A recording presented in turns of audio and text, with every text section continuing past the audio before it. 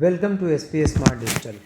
बच्चों, यहाँ पे कुछ क्वेश्चन जो कि नीट में आए हुए हैं मैग्नेटिज्म के, उसको मैं यहाँ पे डिस्कस कर रहा हूँ। जैसे सबसे फर्स्ट क्वेश्चन है यहाँ पे कि bar magnet of magnetic moment m is placed at right angle to magnetic induction b if a force F is experienced by each pole of the magnet, the length of the magnet will be। ठीक है, एक bar magnet है जिसका magnetic moment कितना है, capital M। कहाँ placed है, at right angle to the magnetic induction B। ठीक है, at right angle to the magnetic induction B if a force F is experienced by each pole of the magnet, then the length of the magnet will be. Length of the magnet आपसे पूछा है। ठीक है, तो यहाँ पे अगर हम देखें तो टॉर्क इक्वल टू कितना होता है, व्हाट इज टॉर्क, तो torque equal to this equal to, torque equal to हम फार्मूला जानते हैं। सो टॉर्क इक्वल टू होता है this equal to F into L, and F equal to L होता है फोर्स इंटू लेंथ। ठीक है, और ये भी होता है इन मैग्नेटिक मोमेंट के टर्म में, सो एम इंटू बी भी होता है। सो एल इक्वल टू कितना हो जाएगा, this is M B divided by कितना हो जाएगा, F. So mb upon f is the correct answer. Now next question beta. A magnetic needle suspended parallel to the magnetic field requires √3 joule of work to turn it through 60 degree. The torque needed to maintain the needle in this position will be। Torque कितना चाहिए इस position में इसको maintain करने के लिए। So question को अगर हम देखें इस क्वेश्चन को, तो we know that work done जो होता है बेटा, work done is equal to U energy final minus energy क्या होता है, initial. Energy final minus energy initial. So this is equal to M B into cos of this is 0 minus cos of कितनी डिग्री हो जाएगा, 60 degree. So this is equal to work done is equal to this is M B and cos 0 is equal to 1 minus cos 60 is equal to 1/2। So this is equal to कितना हो जाएगा, work done equal to this is M B into कितना हो जाएगा 1/2। So this is M B upon कितना हो जाएगा 2।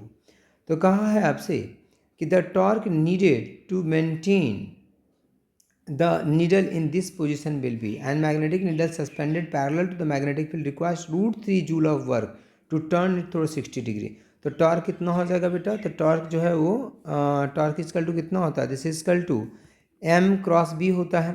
Torque equal to अगर वेक्टर के फॉर्म में लिखें तो M cross B. So this is M cross B equal to M B into कितना हो जाएगा, साइन ऑफ 60 डिग्री एंगल था। So this is equal to M B and √3/2, क्योंकि कॉस 60 इक्वल टू √3/2 होता है। सो टॉर्क इक्वल टू कितना हो जाएगा, व्हाट इज एम बी, तो M B equal to M B by 2 equal to work done.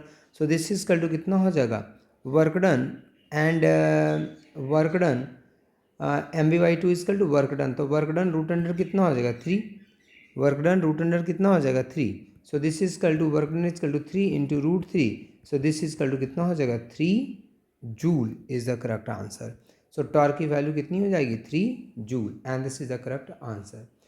Next question यहीं पे देखें, तो short bar magnet of magnetic moment 0.4 joule per tesla is placed in a uniform magnetic field of 0.16 Tesla. The magnet is in a stable equilibrium when the potential energy is। आपसे potential energy यहाँ पे पूछा है।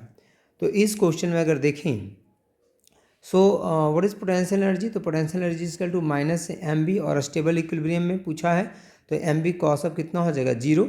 So this is equal to cos 0 equal to 1। So this is minus M B. So U equal to magnetic moment equal to 0.4 into जो magnetic field है 0.16।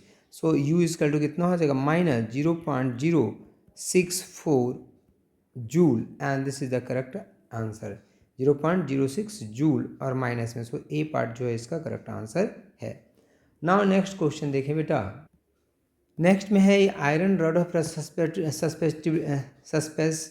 Susceptibility 599 is subjected to a magnetising field of 1200 ampere पर metre.